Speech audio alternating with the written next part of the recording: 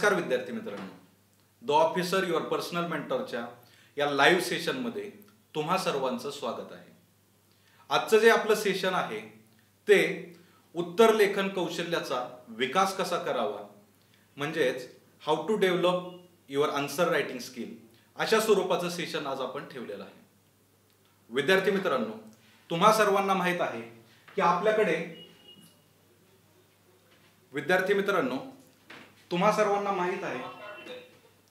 की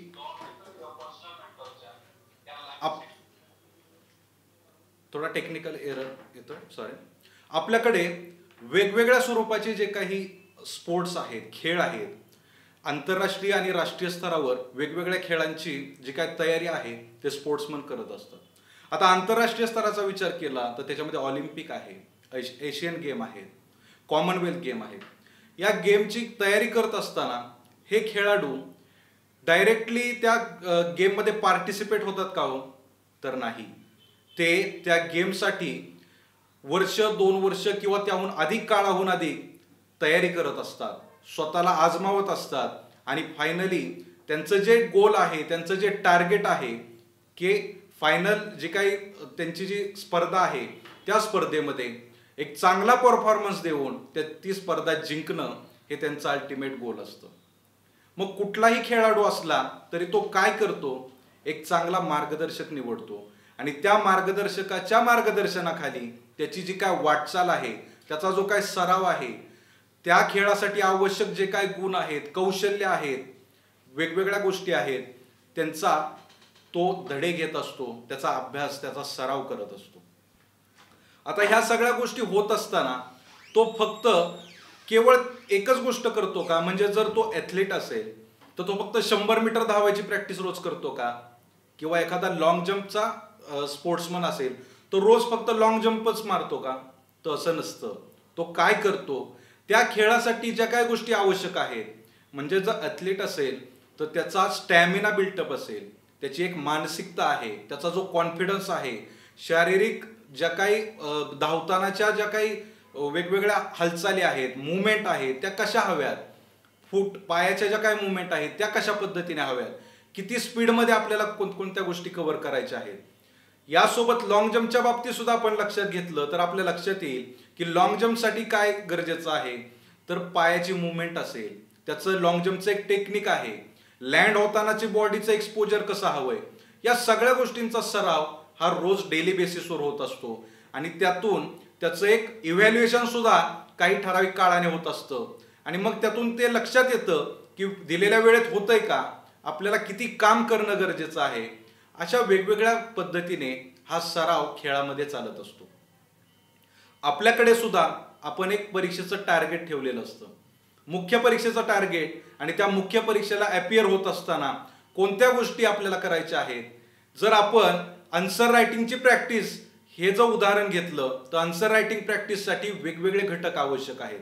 जसे स्पोर्टमध्ये वेगवेगळे घटक आहेत तसे आन्सर रायटिंगमध्ये सुद्धा आपल्याला वेगवेगळे घटक दिसून येतात आणि ते घटक म्हणजेच आपला अभ्यासक्रम आहे, आपले PYQ आहेत, संदर्भ साहित्य आहे, यासोबत उत्तर लेखनाचा सराव डेली बेसिसवर झाला पाहिजे आणि ह्या सगळ्या गोष्टींचं इव्हॅल्युएशन, मूल्यमापन, जे फायनल एक्झाम मध्ये आपल्याला जे काही करायचं आहे, जी काय कामगिरी करायची आहे, त्या कामगिरीच्या दृष्टिकोनातून एक मूल्यमापन होणं गरजेचं आहे की खऱ्या अर्थाने आपण तिथपर्यंत पोहोचतोय का। जे काय मेरिट लागतं ते मेरिट क्रॉस करण्यासाठी एक जे काही मेरिटचे जे काय मार्क्स आहेत ते क्रॉस करण्यासाठी आपल्या या परफॉर्मन्सचा सगळा फायदा होतोय का, तिथपर्यंत आपण पोहोचतोय का, या वेगवेगळ्या गोष्टींच्या अनुषंगाने ते आपण जज करत असतो।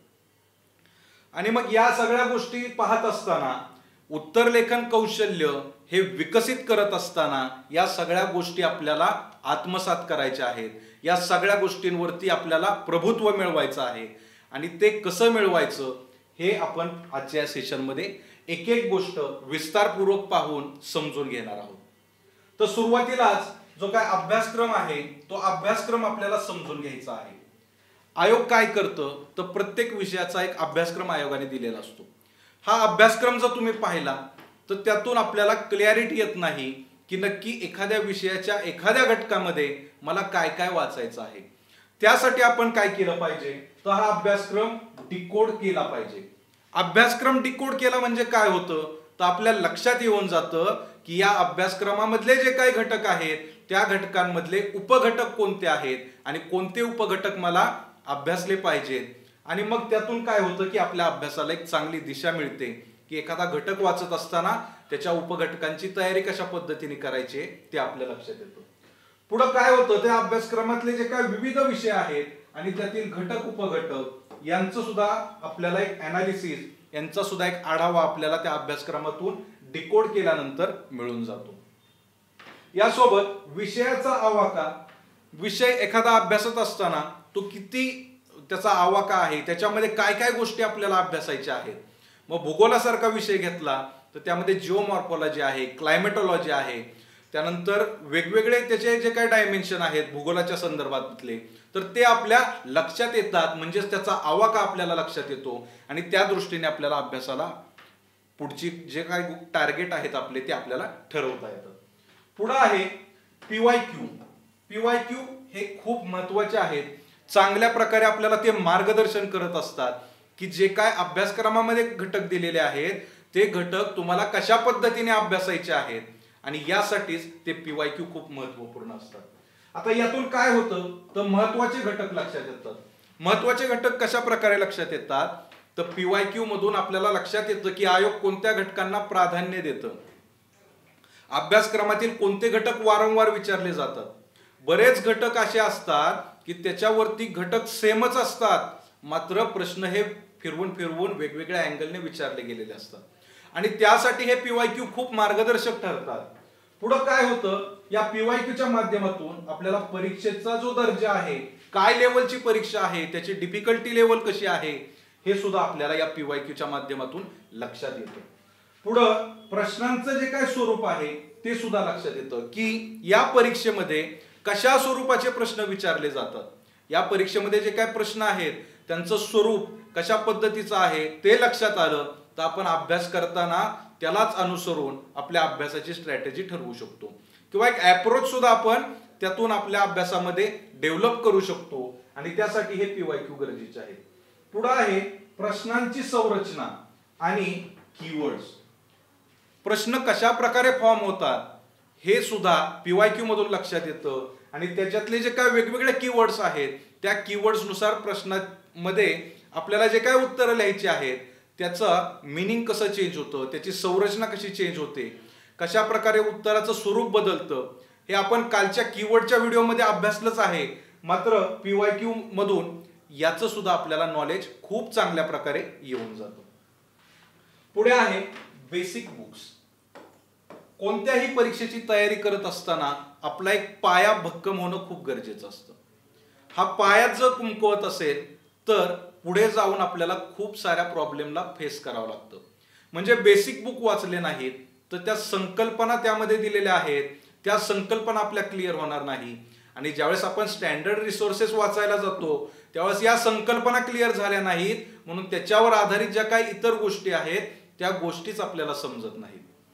आणि ज्यावेळेस या बेसिक बुक्स मधून आपण कन्सेप्ट चांगल्या क्लिअर करतो, चांगल्या प्रकारे समजून घेतो, मग त्यावर आधारित ज्यावेळेस आपल्याला वेगवेगळे संदर्भ ज्यावेळेस वाचायचे आहेत त्यातून त्या कन्सेप्ट आणि त्याच्यावर आधारित इतर गोष्टी, इतर उदाहरणं खूप प्रकारे आपण ते समजून घेतो, त्याचं चांगल्या प्रकारे आकलन आपल्याला होत असतं. आणि म्हणून हे बेसिक बुक्स खूप महत्वाचे आहेत. का तर ते आपला पाया मजबूत करत असतात, कन्सेप्ट सुद्धा ते आपल्याला त्यातून चांगल्या प्रकारे समजतात. आता या बेसिक बुकचं रीडिंग केल्यानंतर आपल्याला जो आपलं कौशल्य जे आहे उत्तर लेखनाच्या संदर्भातलं ते विकसित करण्यासाठी आपल्याला काय करायचं आहे, या बेसिक बुकचं रीडिंग करून घ्यायचं आहे आणि त्यावर आधारित जे काही प्रश्न आहेत त्याला आपण स्वाध्याय सुद्धा म्हणतो. स्वाध्याय प्रत्येक टॉपिकच्या मागं प्रत्येक चॅप्टर संपल्यानंतर एक स्वाध्याय दिलेला असतो. तो स्वाध्याय लिहिण्याचा ज्यावेळेस आपण प्रयत्न करू त्यावेळेस आपल्याला लक्षात येतं की आपलं आकलन कशा प्रकारे झालेलं आहे, आपण हा जो चॅप्टर वाचलेला आहे तो आपल्याला समजलेला आहे का, आणि त्यातून एक आपल्या आन्सर रायटिंगला एक सुरुवात चांगल्या प्रकारे आपली तिथं होऊ शकते. आणि मग हा स्वाध्याय लिहित असताना आपल्याला जे काही समजलेलं आहे ते आपण आपल्या भाषेत लिहायचा प्रयत्न केला तर चांगल्या प्रकारे आपल्या एक उत्तर लेखनाला सुरुवात होऊ शकते. आता हा स्वाध्याय कशा प्रकारचा असतो, तर आता या ठिकाणी आपण 2 प्रश्न घेतलेले आहे. पहिला प्रश्न जो आहे तो स्टेट बोर्ड मधला आहे, भूगोलाचं 11चं जे स्टेट बोर्ड आहे त्याच्यामधला हा प्रश्न आहे. याच्यामध्ये काय दिलेला आहे, हिमालय आणि विस्तृत झील यांचा सहसंबंध स्पष्ट करा. ज्यावेळेस हा चॅप्टर आपण वाचू त्यावेळेस आपल्याला याच्या संदर्भातली जी काही क्लॅरिटी आहे कन्सेप्टची ती येऊन जाईल आणि त्याच्यावर आधारित आपल्या भाषेत जर आपण हे लिहायचा प्रयत्न केला तर आपल्यालाच आपली डेप्थ लक्षात येते की मला उत्तर लिहिता येतं का, चांगल्या प्रकारे मी लिहू शकतो का, त्याच्यामध्ये मला काय इम्प्रूव्हमेंट करायची, माझं आकलन थोडं कमी पडतंय की उत्तर लिहित असताना थोडी गडबड होते, हे आपल्याला तिथून एक बेसिक पासूनच आपली ती सुरुवात होऊ शकते. यासोबत दुसरा प्रश्न आहे 11चं जे एनसीईआरटी आहे त्यातला हा प्रश्न आहे. हा सुद्धा युपीएससीचे जे क्वेश्चन असतात तशाच लेवलचा, थोडासा कमी पण त्याच दर्जाचा प्रश्न या एनसीईआरटी मध्ये दिलेला आहे, म्हणून हा मुद्दाम आपण घेतलेला आहे. याच्यामध्ये काय म्हटलेलं आहे, इंडियन इलेक्टोरल सिस्टीम, कदाचित फॉन्ट बारीक असल्यामुळे आपल्याला दिसणार नाही पण मी वाचून दाखवतो, समजून घ्या. Indian electoral system AIIMS at ensuring representation of socially disadvantaged sections. However, we have only 12% women members in our legislatures. What measures would you suggest to improve the situation?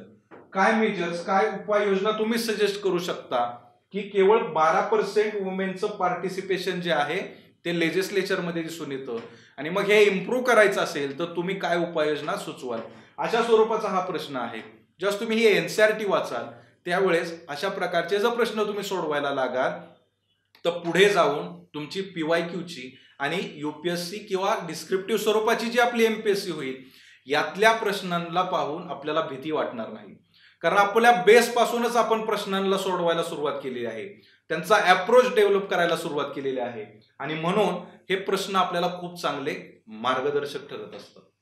पुढे आहे की संपादकीय आणि मासिके, म्हणजेच आपण जे काय एडिटोरियल वाचतो, द इंडियन एक्सप्रेस असेल, द हिंदू आहे, यासोबत लोकसत्ता आहे, अशी वेगवेगळे न्यूजपेपर आपण या स्पर्धा परीक्षांच्या तयारीसाठी रेफर करत असतो, त्यातून आपण आपल्या करंटचा अभ्यास करत असतो. मग हा अभ्यास करत असताना त्यातले वेगवेगळे संपादकीय येत असतात, यांचा अभ्यास आपण जर चांगल्या प्रकारे केला तर त्यातून उत्तर लेखनासाठी खूप चांगली माहिती आपल्याला मिळू शकते. मुळात त्यातून एक गाईडलाईन आपल्याला मिळून जाते. ती कशा प्रकारे भेटते, तर एडिटोरियल मधील लेख जे आहेत ते आपण सुरुवातीला समजून घेतले पाहिजेत की कशा प्रकारे हे लेख लिहिलेले आहेत, जो विषय आहे तो कशा प्रकारे त्या लेखकाने हाताळलेला आहे, त्याच्यामध्ये काय काय गोष्टी त्यांनी समाविष्ट केलेल्या आहेत, याचं एक आकलन, एक समजून तो आर्टिकल घेतला तर आपल्याला त्याचा एक आवाका लक्षात यायला सुरुवात होते. मग त्यातून आपल्याला काय काय समजून घ्यायचंय, तर त्यातला आहे भाषेचा ओघवतापणा, त्यांना तो भाषेचा फ्लो कशा प्रकारे मेंटेन केलेला आहे हे सुद्धा आपण त्यातून लक्षात घेऊ शकतो. त्यातली मुद्द्यांची जी काय मांडणी आहे, जे हेडिंग दिलेलं आहे, जे टायटल आहे, त्या टायटलला अनुसरून मुद्दे कसे मांडलेले आहेत, मग त्यातील काही मुद्दे सकारात्मक स्वरूपाचे असतील, काही मुद्दे नकारात्मक स्वरूपाचे असतील, म्हणजे त्या टायटलला अनुसरून त्याच्या फॉर साठी असतील, काही अगेन्स्ट मधले मुद्दे असतील. आणि ज्यावेळेस इव्हॅल्युएट स्वरूपाचा प्रश्न आपल्याला कालच्या कीवर्ड मध्ये आपण पाहिलं की तशा स्वरूपाचा प्रश्न येतो त्यावेळेस आपल्याला दोन्ही अँगलनी ती भूमिका मांडावी लागते आणि मग अशा वेळेस आपण कशी भूमिका मांडू शकतो हे शिकण्याचं सर्वात चांगलं माध्यम हे एडिटोरियल आहे.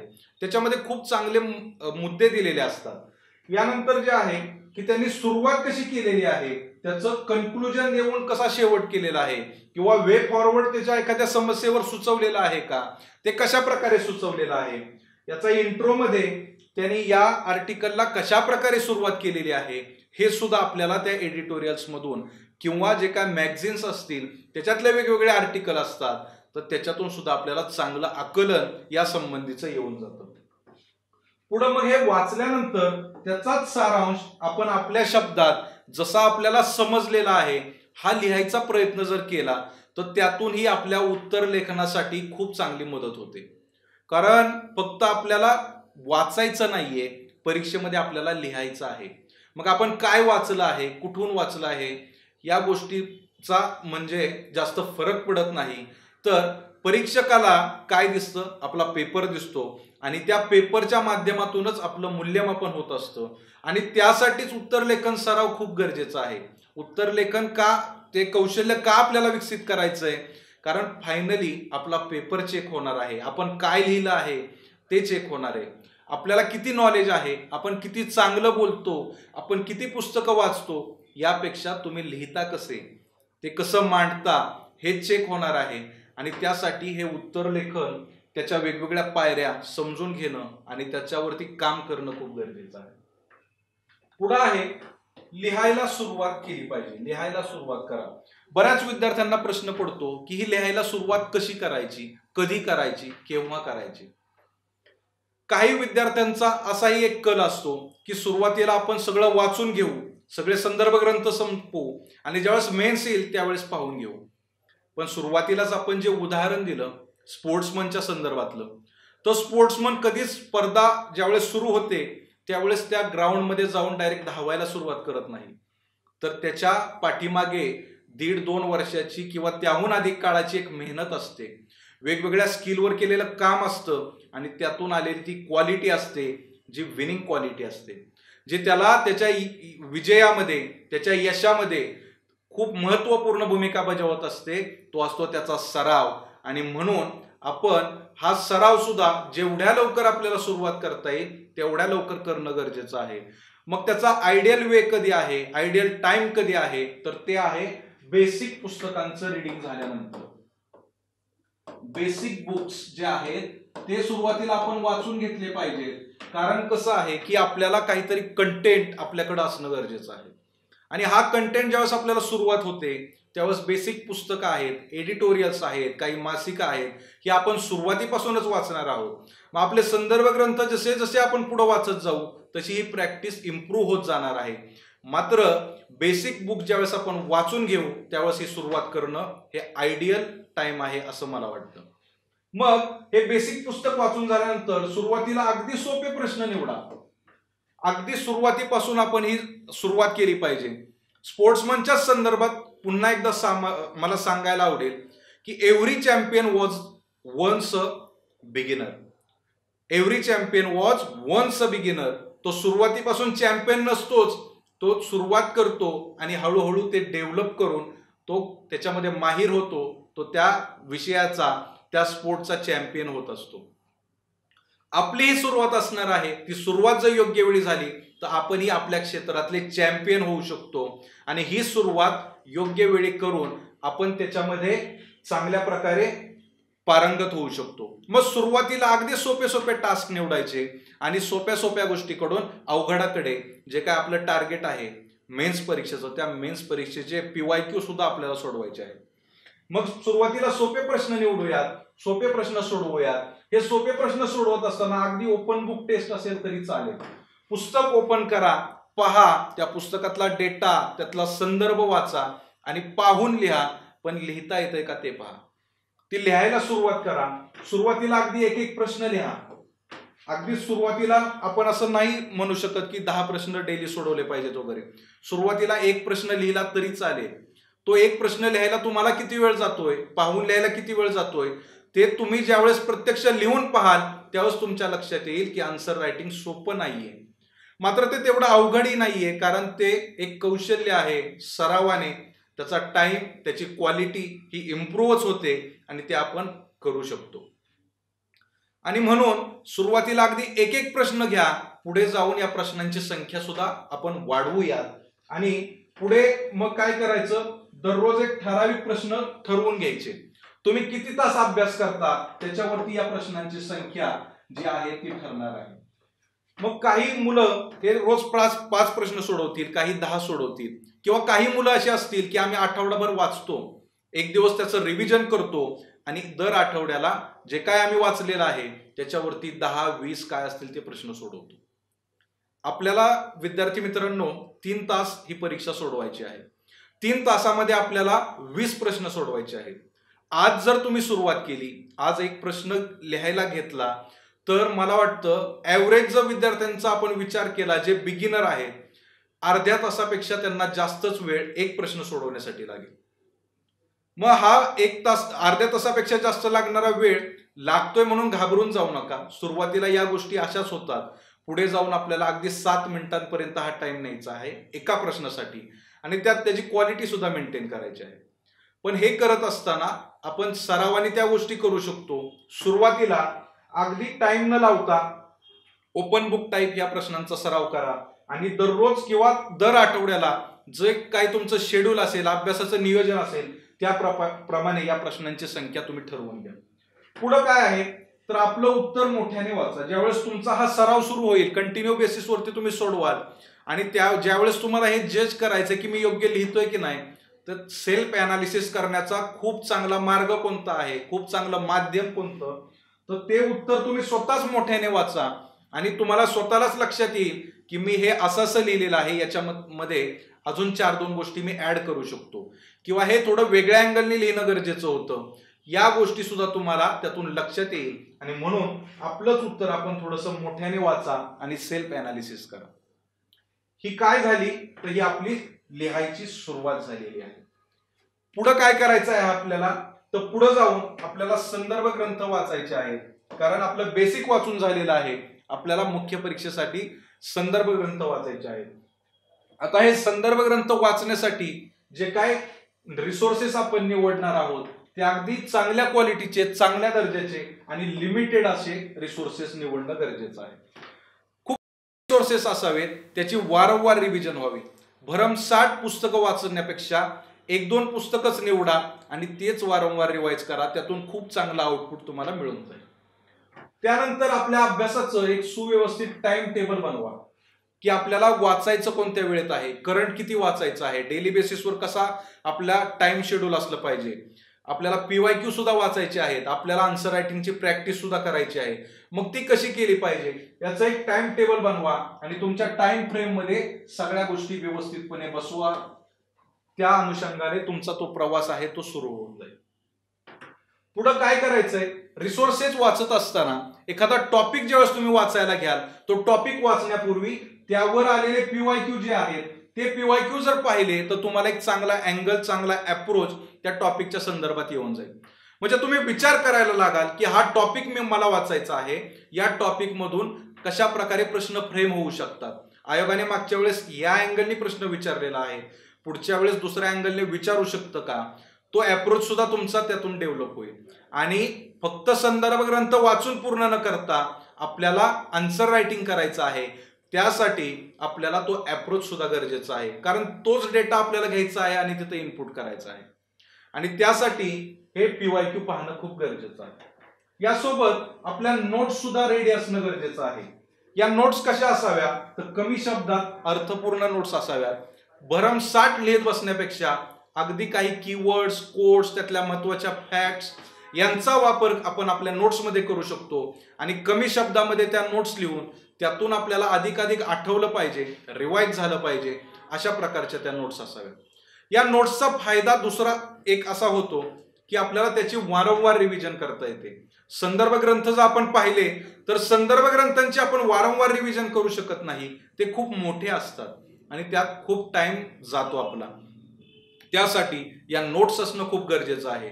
यासोबत ज्यावेळेस आपण मुख्य परीक्षेला अपियर होऊ, मुख्य परीक्षा लिहित असताना एक पेपर संपल्यानंतर ज्यावेळेस दुसऱ्या विषयाचा पेपर आहे, त्यावेळेसचा जो मधला टाइम आहे याच्यामध्ये आपण संदर्भ ग्रंथ समोर घेतला तर काय होऊ शकतं, त्यातून आपला गोंधळ निर्माण होतो, आपल्याला टेन्शन येतं की एवढं सगळं वाचायचंय, एवढं सगळं रिवाइज करायचंय.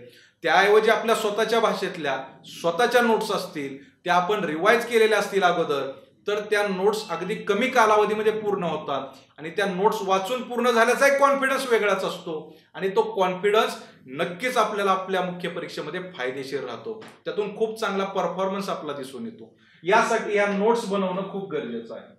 या नोट्स बनवल्यानंतर या नोट्सचं वारंवार रिव्हिजन सुद्धा करणं गरजेचं आहे, कारण काही गोष्टी विस्मरणात जाऊ शकतात, आणि त्यामुळे त्या वारंवार रिवाइज झाल्या तर त्या गोष्टी सतत आपल्यासोबत राहतील. आता आपण PYQ पाहिले, टॉपिक वाचला, त्याच्या नोट्स केल्या, नोट्सचं रिव्हिजन झालं. हे झाल्यानंतर प्रत्येक टॉपिक वाचून झाल्यावर त्यावर आधारित जे काही टेस्ट आहेत त्या सोडवल्या पाहिजेत. टॉपिक नुसार टेस्ट सोडवा. प्रत्येक टॉपिकवर आधारित टेस्ट सोडवा. आपल्या स्वाध्याय नावाच्या उपक्रमामध्ये आपण प्रत्येक घटकानुसार प्रश्नांची संरचना केलेली आहे. काही घटक, त्यासोबत महत्वाचे उपघटक यावर आधारित प्रश्न आहेत. विद्यार्थी ज्यावेळेस आपल्याकडे स्वाध्यायाला ऍडमिशन घेतो, आपण त्याला 8 दिवसाचं एक टार्गेट देतो. 8 दिवसामध्ये त्यांनी कोणते टॉपिक वाचायचे आहेत ते टॉपिक वाचून त्याच्या नोट्स, त्याचं रिव्हिजन झालं पाहिजे आणि त्यावर आधारित त्यांनी ते प्रश्न सोडवले पाहिजेत. मग हे प्रश्न सोडवल्यानंतर त्याला एक अप्रोच येऊन जातो की या घटकावरती अशा प्रकारे प्रश्न येतात आणि त्यामुळं मला हा घटक ह्या अँगलनी वाचायचा आहे, त्यातून काय काय घ्यायचं आहे.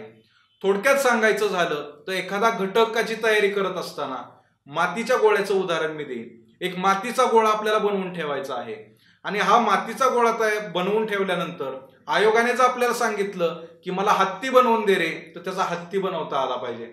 आयोगाने सांगितलं चिमणी बनवून दे रे, चिमणी बनवून देता आली पाहिजे. म्हणजेच थोडक्यात सांगायचंय की आपलं रॉ मटेरियल त्याचं रेडी हवंय आणि जसा अँगल आयोगाचा असेल त्या पद्धतीने तो डेटा आपल्याला इनपुट करता आला पाहिजे. यासाठीची टॉपिक वाईज जी काही टेस्ट आहे ती देणं गरजेचं आहे. त्यातून तो अप्रोच चांगला डेव्हलप होतो. अशा प्रकारे आपल्याला अभ्यासक्रम जो आहे तो प्रत्येक टॉपिकचा असा संपवायचा आहे. प्रत्येक टॉपिक, प्रत्येक विषय या पद्धतीने जर आपण केला तर आपली मेन्सची एक परिपूर्ण तयारी होती. मेन्सचा खूप चांगला आपल्याला कॉन्फिडन्स त्यातून येतो की या मेन्सचे सगळे प्रश्न मी सोडवलेले आहेत, त्याचा अप्रोच चांगला आलेला आहे. मी फक्त संदर्भ ग्रंथ वाचलेले नाहीत, त्याच्यावरचे प्रश्न सुद्धा सोडवलेले आहेत आणि खूप चांगले ते प्रश्न मी हळूहळू सरावाने माझं लेखन कौशल्य सुद्धा इम्प्रूव्ह केलेलं आहे. तो कॉन्फिडन्सच तुम्हाला मुख्य परीक्षेत चांगले मार्क देऊन जाणार आहे. आणि ही तयारी ज्यावेळेस विद्यार्थी वर्षभर करतो त्यावेळेस तो विद्यार्थी कधीच मागे राहत नाही. याच्यानंतर पुढे काय आहे तर मॉक टेस्ट आहे. आता प्रत्येक टॉपिक आपण जर अशा पद्धतीने अभ्यासला तर पुढे जाऊन आपल्याला मॉक टेस्ट द्यायचा आहे. मग या मॉक टेस्ट ज्या आहेत त्याच्यामध्ये आपल्याला कॉम्प्रेहेन्सिव्ह स्वरूपाच्या आणि काही विषयानुसार सब्जेक्ट वाईज सुद्धा त्या मॉक टेस्ट देऊ शकतो. आणि मग या कॉम्प्रेहेन्सिव्ह स्वरूपाच्या मॉक टेस्ट देत असताना त्याच्यामध्ये आपल्याला काय करायचं आहे, आपली जी उत्तराची संरचना आहे म्हणजेच आपला इंट्रो असेल, बॉडी आहे आणि कन्क्लुजनचा जो पार्ट आहे, या सगळ्या पार्ट वरती आपल्याला त्याच्यामध्ये काम करायचं आहे. आता अर्थातच आपण टॉपिक वाईज टेस्ट ज्यावेळेस देतो त्यावेळेस सुद्धा आपण या गोष्टींवरती काम करतो. मात्र ज्यावेळेस कॉम्प्रेहेन्सिव्ह स्वरूपाची टेस्ट आपण देतो त्यावेळेस आपण साधारणतः 20 प्रश्नांची ती टेस्ट असते आणि प्रत्येक प्रश्नाच्या अनुषंगाने या गोष्टींवरती आपण त्याच्यामध्ये विचार करतो. आणि म्हणून या गोष्टी ज्या आहेत, उत्तराची जी संरचना त्याच्यामध्ये इंट्रो, बॉडी आणि कन्क्लुजनचा समावेश, त्याचा अभ्यास आपल्याला चांगल्या प्रकारे याच्यामध्ये करता येतो. मग बॉडीमध्ये बॉडीचं जे स्ट्रक्चर आहे त्याच्यामध्ये डायग्राम आहेत, फ्लो चार्ट आहेत, मॅप आहेत, वेगवेगळ्या गोष्टी आहेत. त्या बॉडीचं जे काय आहे की टॉपिक वाईज आपण देणार आहोत का पूर्णपणे स्पष्टीकरण त्याचं देणार आहोत, अशा पद्धतीने आपण त्याचं एक मूल्यमापन जे आहे ते या टेस्टच्या माध्यमातून करत असतो. म्हणजे स्पोर्ट्समनचंच उदाहरण आपण जर सांगितलं तर तो डेली बेसिसवर सराव करतो, मात्र ठराविक काळाने तो चेक करत असतो की माझं जे काही कौशल्य आहे ते कशा प्रकारे इम्प्रूव्ह झालेलं आहे, त्याच्यामध्ये काय काय मला सुधारणा करायची आहे, माझ्याकडून काय चुका होत आहेत. आणि मग त्यातूनच तो त्याचा फायनल जे काही त्याची स्पर्धा आहे त्याच्यातला परफॉर्मन्स सुधारत असतो. आणि त्याच्यामुळे ह्या मॉक टेस्ट खूप गरजेच्या आहेत. याच्यातून आता हे स्ट्रक्चर तर आपलं सुधारेलच, त्यानंतर वेळेचं व्यवस्थापन सुद्धा आपल्याला त्यातून समजून घ्यायचं आहे. वेळेचं व्यवस्थापन चांगल्या प्रकारे या मॉक टेस्टच्या माध्यमातून करायचं आहे. पुढे आहे लिखाणाचा सराव. साधारणतः आपल्याला 4000 शब्द जे आहेत, 4000 शब्द आपल्याला या मुख्य परीक्षेमध्ये एका पेपरमध्ये लिहायचे असतात.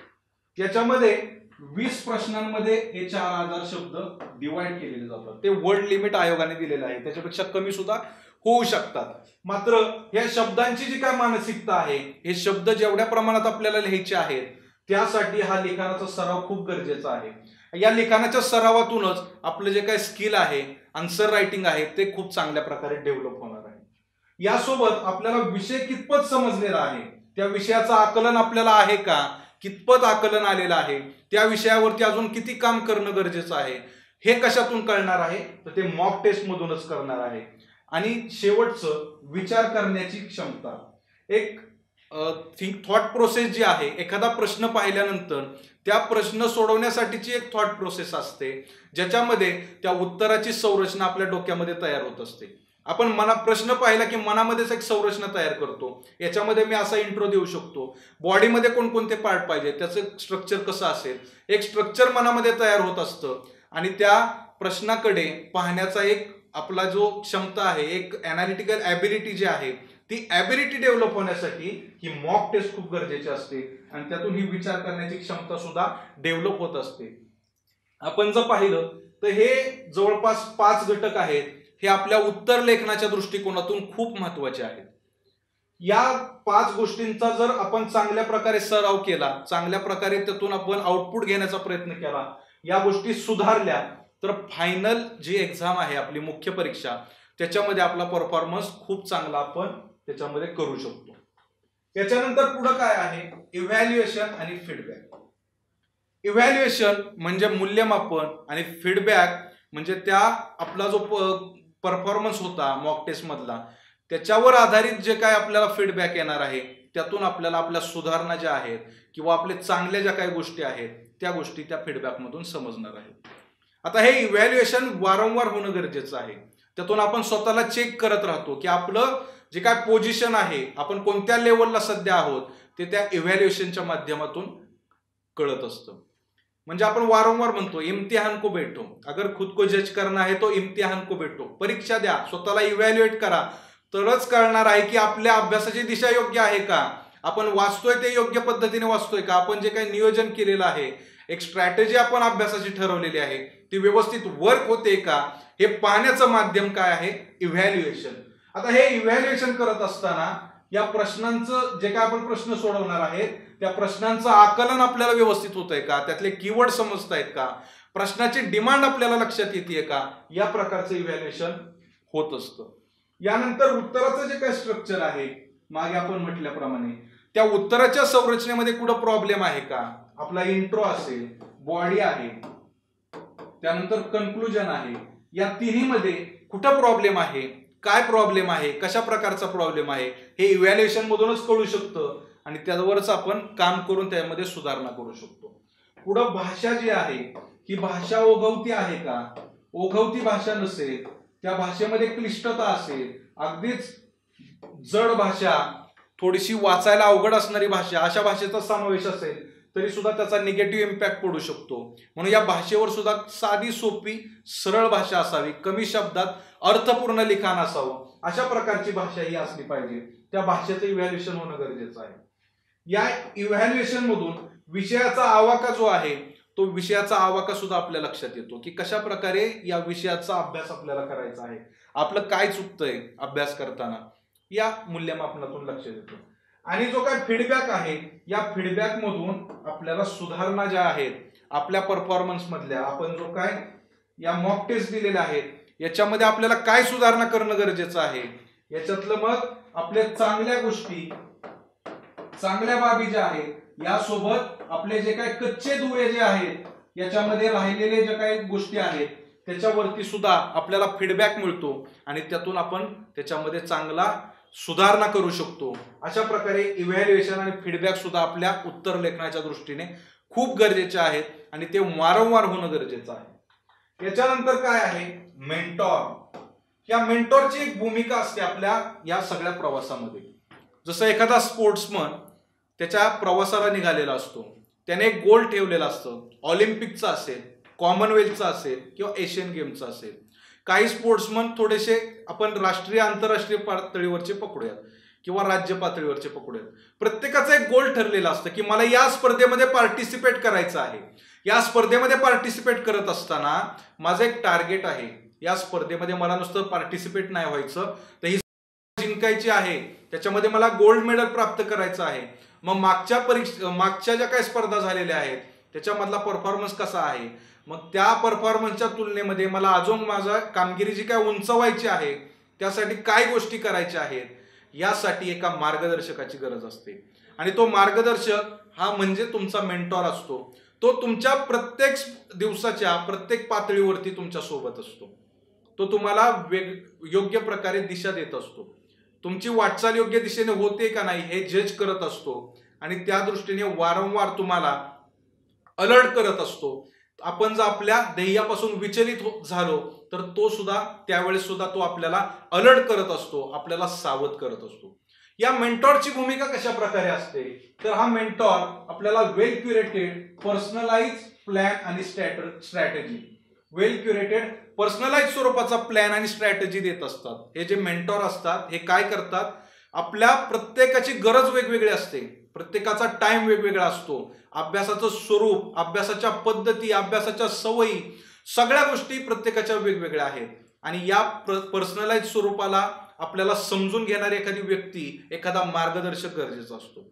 आणि तो आपल्याला समजून घेऊन आपल्याला एक व्यवस्थित आपल्या अभ्यासाचा प्लॅन, यासोबत अभ्यासाची जी काय रणनीती आहे, जी काय स्ट्रॅटेजी आहे ती देत असतो, जेणेकरून आपण आपल्या गतीने आपलं जे ध्येय आहे ते प्राप्त करू. आणि त्या ध्येयासाठी ज्या काही गोष्टी आहेत त्यासाठीचं नियोजन हा मेंटर आपल्याला देत असतो. यासोबत वेळोवेळी आपलं जे काय मूल्यमापन होणं गरजेचं आहे, योग्य मूल्यमापन करणं गरजेचं आहे, ते योग्य मूल्यमापन सुद्धा मेंटॉर आपलं करत असतात. या मूल्यमापनाच्या माध्यमातूनच ते आपल्यातले जे काही कच्चे दुवे आहेत ते शोधतात. फक्त कच्चे दुवे सांगत नाहीत तर त्याच्यावरती ते काय उपाय करणं गरजेचं आहे, तो उपाय सुद्धा आपल्याला सांगत असतात की तुझ्यामध्ये या गोष्टींची कमतरता आहे, या गोष्टींवरती आपण काम करणं गरजेचं आहे, जेणेकरून तुझा परफॉर्मन्स चांगला उंचावेल.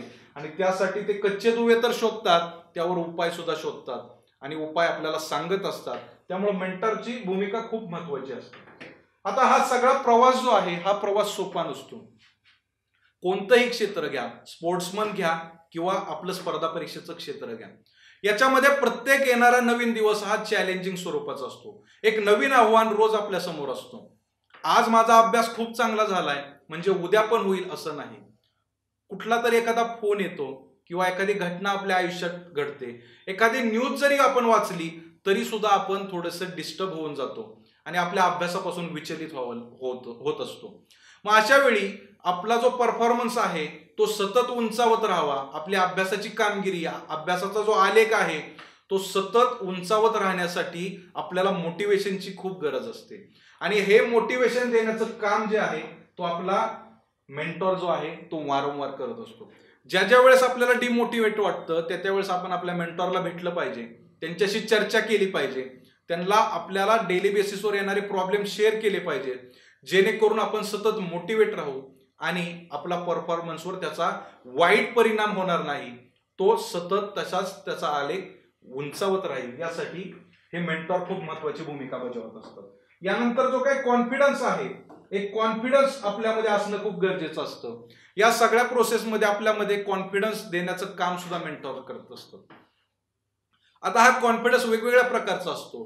पाठीवर शाबासकीची थाप जर असेल ना तर व्यक्ती कधीच मागे हटत नाही, तो सतत अधिक चांगल्या जोमाने काम करत राहतो, आपला परफॉर्मन्स सुधारत राहतो आणि मेंटॉर सुद्धा हे काम करत असतात. ते आपल्यातले कच्चे दुवे दाखवून त्यावर उपाययोजना सुचवतात, मोटिवेशन देतात, यासोबत आपल्यामध्ये कॉन्फिडन्स सुद्धा भरत असतं. कॉन्फिडन्स खूप महत्वाचा असतो. त्या कॉन्फिडन्सवर आधारित आपला सगळा पुढचा प्रवास ठरलेला असतो आणि म्हणून मेंटॉरची भूमिका ही कॉन्फिडन्स देण्याची सुद्धा असते आणि त्याच्यामुळे खूप चांगल्या प्रकारे आपण आपलं जे काय काम आहे ते करू शकतो. विद्यार्थी मित्रांनो, आतापर्यंत आपण जे काही डिस्कस केलं हे उत्तर लेखन कौशल्याच्या अनुषंगाने जे काही वेगवेगळे घटक आहेत ते घटक आपण या सगळ्या लेक्चरमध्ये सविस्तरपणे अभ्यासले. आता या सगळ्या घटकांच्या अनुषंगाने उत्तर लेखन कौशल्य विकसित करण्यासाठी सगळ्यात महत्वाची गोष्ट जी आहे ती आहे practice it and make it perfect. सरावच सगळ्या गोष्टींचा अल्टिमेट जो काय आहे तो भाग आहे.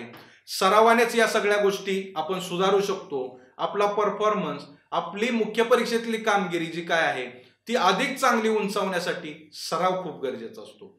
मात्र हे करत असताना इथं एक खूप चांगलं पिक्चर दिलेलं आहे. एक छोटा मुलगा आहे आणि त्याचे वडील त्याला ती सायकल चालवायला शिकवत आहेत. आता या सायकलचं उदाहरण आपल्याला खूप काही शिकवून जातं. म्हणजे जर सायकल आपल्याला जर शिकायची आहे, खूप चांगल्या प्रकारे चालवायची आहे तर ती सायकल हातात घेणं खूप गरजेचं आहे.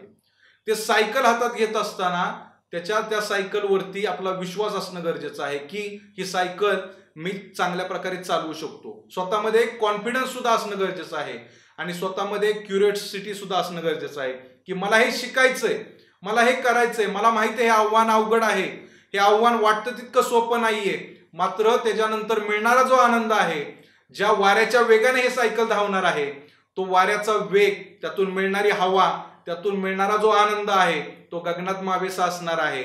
आणि म्हणून मला ही सायकल शिकायची आहे. आणि मग एक एक टप्पा जो आहे, अगदी पेडलवर पाय टाकण्यापासून ते सायकलचा बॅलन्स सांभाळण्यापर्यंत प्रत्येक गोष्ट ही हळूहळू आपण सरावाने शिकतो आणि एक दिवस असा येतो की आपण त्याच्यामध्ये परफेक्ट होऊन जातो. उत्तरलेखन कौशल्याचं असंच आहे. कुठंतरी आपल्याला सुरुवात करायची आहे, कुठंतरी आपल्याला त्याचा हँडल हातात घ्यायचा आहे आणि ही सुरुवात झाल्यानंतर सरावाने हळूहळू आपण वाऱ्याच्या वेगाने पुढे जाणार आहोत. आणि आपलं जे अल्टिमेट गोल आहे, जिथपर्यंत ही सायकल, ही स्पर्धा परीक्षेमध्ये आपण घेऊन आलेलो जी सायकल आहे ना, ही सायकलचं जे काही ध्येय आहे, जी बॉर्डरची लाईन आहे मुख्य परीक्षेची, ती लाईन आपल्याला क्रॉस करायची आहे. आपल्या सोबत फक्त आपण एकटेच नाही, इतर कॉम्पिटिटर सुद्धा असणार आहेत. त्यामुळे आपल्याला स्पीड मेंटेन करायचा आहे, आपल्याला आपला स्टॅमिना वाढवायचा आहे, न थकता न दमता हा प्रवास आपल्याला पूर्ण करायचा आहे. आणि फायनल मेरिट लिस्ट मधलं जे काय आपलं नाव आहे, फायनल जी काय आपली ड्रीम पोस्ट आहे, ती ड्रीम पोस्ट आपल्याला अचीव करायची आहे. आणि त्यासाठी हा सगळा उत्तरलेखन कौशल्याचा विकास, यासाठीची जी काय प्रॅक्टिस आहे, यासाठीचा सराव आहे, तो न थकता न थांबता आपल्याला करायचा आहे. या सायकलचं जाता जाता अजून एक वैशिष्ट्य सांगतो. ही सायकल जी आहे ना, त्याची पेडल आहेत ना, ते फक्त पुढंच नेत असतात. त्याला रिव्हर्स गिअर नसतो, तो कधी मागे येत नाही. आणि या सायकल प्रमाणेच आपल्या ध्येयाच्या दिशेने पुढे चालत राहा आणि यशाचं शिखर गाठल्याशिवाय थांबू नका. एवढंच सांगतो. आजच्या पुरतं इथंच थांबूयात. धन्यवाद. The officer, your personal mentor चॅनलच्या नवनवीन अपडेट्ससाठी चॅनलला लाईक, सबस्क्राईब आणि शेअर करा. थँक्यू.